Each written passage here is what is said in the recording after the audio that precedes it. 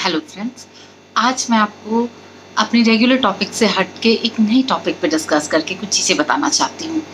आज का जो टॉपिक है वो है हमारा पर्सनैलिटी से रिलेटेड, हमारी खुद की पर्सनैलिटी से related, like what we are, हम क्या हैं। हम सब अलग अलग एक यूनिक पर्सनैलिटीज़ होते हैं।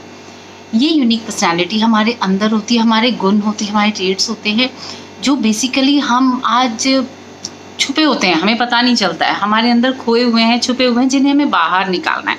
कई बार आपने देखा होगा कि आप किसी फंक्शन में जाने से पहले कहते हो नहीं आप जाओ, मैं किसी को नहीं जानती, मैं नहीं जाऊंगी, या कहते यार बेकार है, मैं तो बात भी नहीं कर पाता हूँ, छोड़ो। ये इस तरह की जो गुण है हमारे अंदर, मतलब हमें लगता है कि nobody is going to get attracted towards me, या हमें बहुत ज़्यादा मेहनत करनी पड़ेगी दूसरों को अपने तरफ अट्रैक्ट करने के लिए। तो ये जो चीज़ें हमारे दिमाग में क्रिएटेड होती है, इनको दूर करने का आज मैं आपको एक सोल्यूशन बताती हूँ। सबसे पहले जानिए कि पर्सनैलिटी क्या है। अगर आप खुद को पहचान रहे हैं, if you know your self, तो ये जानिए कि ये जो पर्सनैलिटी है आपकी नेगेटिविटी को उठा के आपको पॉजिटिविटी के एक्सट्रीम पे बैठाती है। So this is what you are. ये नहीं है आप, यहाँ होते हैं आप, बट वो हम पहचान नहीं पाते। So you have to know what you are. तो ये जो चीज़ है ये पर्सनैलिटी है। आज क्या हो रहा है कि हम अच्छे ड्रेसेस, क्लोथ्स, ब्रांडेड बैग्स, घड़ियाँ, कपड़े, इनसे आपकी पर्सनैलिटी नहीं बनती। पर्सनैलिटी अंदर है, उसे हमें बाहर निकालना है। हमेशा ज़रूरी नहीं कि आप ब्रांडेड कपड़ों के साथ ही आपकी पर्सनैलिटी बहुत अच्छी लगेगी। जब आपको बात ही करने नहीं आ रही, आपके अंदर स्किल्स ही नहीं है, आपको अपने बारे में ही नहीं पता है, आप ब्रांडेड क्लोथ्स पहन के क्या कर लोगे? कुछ भी नहीं। So today we are going to discuss about some 5-7 points जो अगर if you practice it regularly, अब ऐसा नहीं है कि you have to ये बोलते चले जाना, you have to do few changes in your regular lifestyle and you will find people getting attracted to you. It's very important in today's world. किसी भी इंटरव्यू, कॉम्पिटिशन, कॉन्वर्सेशन, प्रेजेंटेशन में ये बहुत matter करता है कि आप लोगों को अट्रैक्ट कर सके, बांध सके। तो इसके लिए क्या करना चाहिए? इसके लिए सबसे पहला पॉइंट है smile. You have to smile a lot. हंसते चेहरे, मुस्कुराते चेहरे सबसे अच्छे होते हैं और सबसे सुंदर लगते हैं। ये जो दो मसल्स का काम होता है, ये आपको अट्रैक्ट करता है, लोगों को अट्रैक्ट करता है आपकी तरफ, और आपके चेहरे पे जो लाइट आती है, जो चमक आता है, जो ग्लो आता है, किसी भी आप सिचुएशन में स्माइल कीजिए। आप ये कह सकते हैं, कहना बहुत डिफ़िकल्ट है भाई, तकलीफ़ों में, परेशानियों में कैसे हंसे। अब मुझे एक बात बताइए, अगर आप डिस्टर्ब हैं, दुखी हैं, क्या आप दुखी रह के उस सिचुएशन से बाहर आ सकते हैं? नहीं आ सकते। आपके अंदर जो विनिंग जील लानी है वो कैसे आएगी? आप उसको कॉर्टिजोल हार्मोन को बढ़ा के तो लाएंगे नहीं, आपको डोपामाइन को बढ़ाना है। डोपामाइन इज़ द हार्मोन जो हैप्पीनेस को से रिलीज़ होता है, खुशियों से रिलीज़ होता है। When you are in love, dopamine बढ़ता है, तो हमें उसको बढ़ाना है, कॉर्टिजोल को नहीं बढ़ाना है। तो इसके लिए you have to smile a lot. दूसरा, अब आप अगर पहले यही बताइए, अगर हम उदास होकर बैठे हुए हैं, क्या आपसे कोई बात करेगा? या आपके चेहरे पे कोई भाव नहीं है, कोई आपकी तरफ अट्रैक्ट होगा? नहीं होगा। So you have to smile, your face should be smiling. इसके बाद दूसरी चीज़ें होती हैं आपकी आँखें। स्माइल और आइज़ बहुत कनेक्टेड होता है। आपका स्माइल आपकी आंखों में ट्विंकल लाता है, आपकी आंखें खुद ब खुद एक एक्सप्रेशन का घर बन जाती है। So when you talk from your eyes, people automatically get connected to you. इसके बाद जो तीसरी चीज़ होती है वो है आईलिड्स और आईब्रोज। जब हम बात करते हैं, हम फॉर एग्जाम्पल हम किसी कॉन्वर्सेशन में हैं, किसी भी प्रेजेंटेशन में बैठे हैं, अब हमें कोई चीज़ समझ नहीं आई, हम ये एक्सप्रेशन ने सामने वाले को बताया कि this girl is not clear, तो वो उसको दोबारा रिपीट करेगा। And if I am in agreement with someone, तो आपने खुद ब खुद बिना बोले ये बता दिया you are in the agreement. तो हर जगह सिर्फ बोलने की ज़रूरत नहीं होती, कई जगह आपके जो एक्सप्रेशंस होते हैं, आपके जो भाव होते हैं, आपकी जो आइज़ बोलती हैं, आपकी जो आईब्रोज बोलती हैं, आपकी जो स्माइल या आपके चेहरे का भाव बोलता है, वो बातें करता है। एक बहुत मज़ेदार बात ये होती है कि किसी भी कॉन्वर्सेशन में आप जानोगे कि वर्ड जो होते हैं दैट इज़ ओनली 10%, उसका इम्पैक्ट जो होता है वो सिर्फ 10% होता है। 90% आपकी बॉडी लैंग्वेज बात करती है। तो आपकी बॉडी लैंग्वेज ऐसी होनी चाहिए कि लोग आपकी तरफ अट्रैक्ट हों। इसी क्रम में जो दूसरी चीज़ आती है वो है पैशन। जब हम एक बच्चा छोटा सा काम करता है, आपने देखा है जब एक बच्चा छोटा सा ड्राइंग बनाना सीखता है, वो कितने पैशन से बनाता है, चाहे वो कुछ भी बने, वो जिराफ बना रहा हो, वो कंगारू बन जाए, बट वो जिस पैशन से बनाता है वो अपने आप में विनर हो जाता है। तो हम कोई भी काम करें उसमें अपने आप में एक पैशन लाना चाहिए। कई बार हम ऑफिस में भी काम करते हैं जो हमें पसंद नहीं होता, बट वो पसंद हम यहाँ बोल रहे हैं कि मुझे पसंद नहीं है, करते ना, ये भी हो जाएगा, ये भी अच्छा है, आराम से कर लेंगे। ये अप्रोच जो है आपको उस काम के प्रति भी प्यार जगाता है। आप एक एग्जाम्पल लीजिए, आप गमलों में पानी पटाते हैं, आप पानी पटा के आ गए, कुछ नहीं फील हुआ, लेकिन आप एक एक पौधे को अगर प्यार से देख के पानी पटाओगे ना, तो आप देखोगे कि वो वाटरिंग के साथ साथ they will smile on you, पौधे भी मुस्कुराते हैं। तो वो एक लव इंटरेक्शन हुआ। तो किसी भी काम में जो पैशन होता है वो आपको अपने आप अट्रैक्टिव बनाता है। ये एक बहुत बड़ा गुण होता है जो इंसान के अंदर छुपा होता है। हम एक काम को करते जाते हैं, वो अप्रोच से नहीं, खुश होके करना है। इसके बाद एक बहुत इंपॉर्टेंट चीज़ होती है, थर्ड पॉइंट वो मेरा है, वो है इमोशंस का कंट्रोल में होना। आपको इमोशंस कंट्रोल नहीं करने चाहिए। Control your emotions. आपके इमोशंस आपको कंट्रोल नहीं करेंगे। हम दुखी हैं तो हम दुखी ही होते जाएं, ऐसा नहीं होना चाहिए। हम दुखी हैं but we are fighting to win, we are fighting to smile, और हमें अपने इमोशंस को कंट्रोल करना है।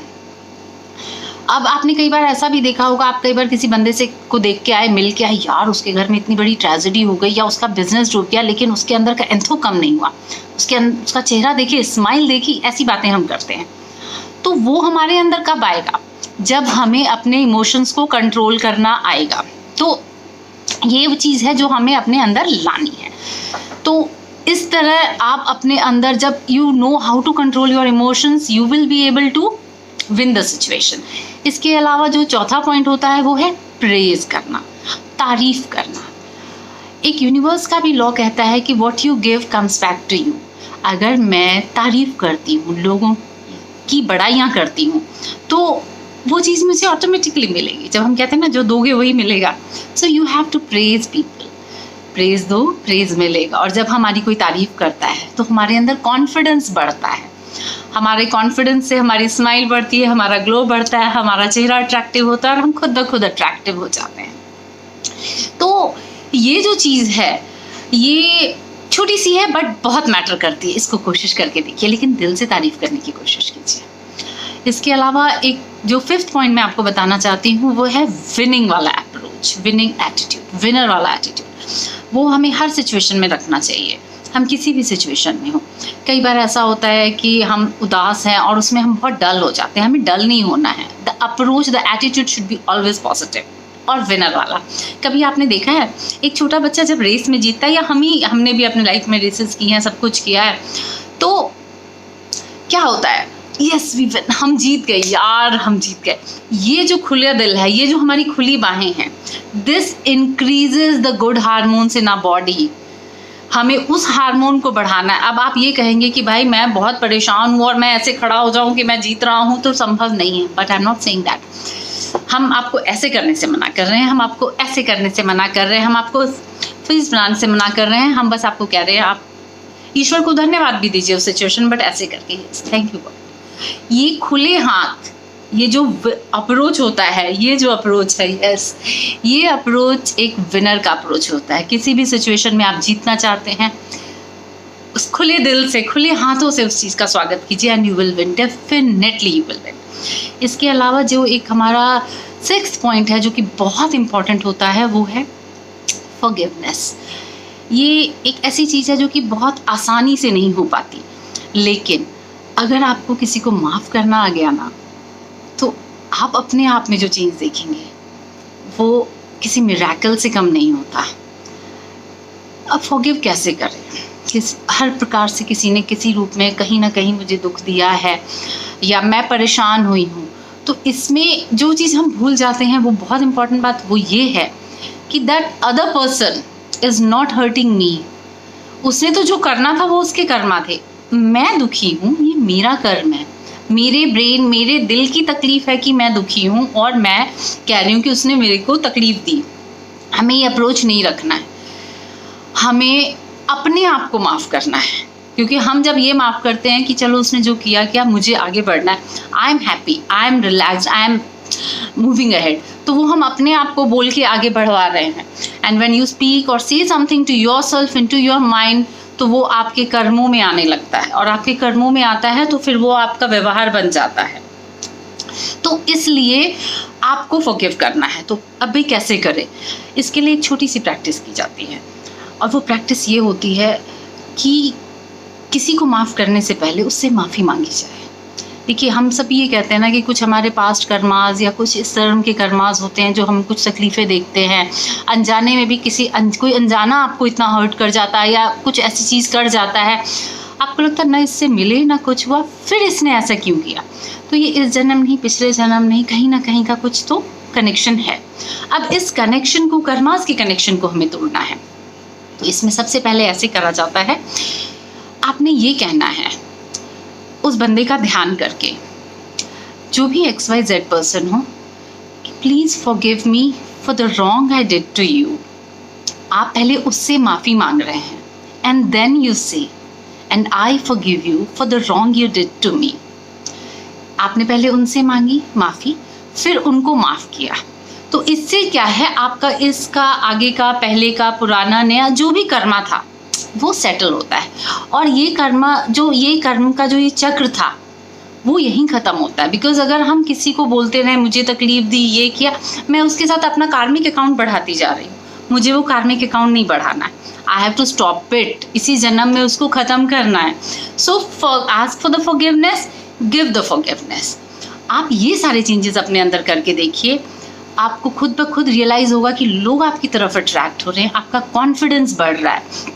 जब आप किसी से मिलते हैं, आप कहते हो ना यार वो बंदा था, यकीन मानिए ये चेंजेस 5 डेज, 7 डेज, 8 डेज आप करके देखिए, धीरे धीरे ये आपका हिस्सा हो जाएगा। आपके व्यवहार, आपके कर्मों का हिस्सा होते ही आपकी ओवरऑल पर्सनैलिटी बदल जाएगी। And then you will say yes, I am not suppose to, कि मुझे कहीं जाना नहीं है, या मुझे पार्टीज़ में जाने में शाय फील होता है, मुझे नहीं जाना, मुझे अच्छा नहीं लगता।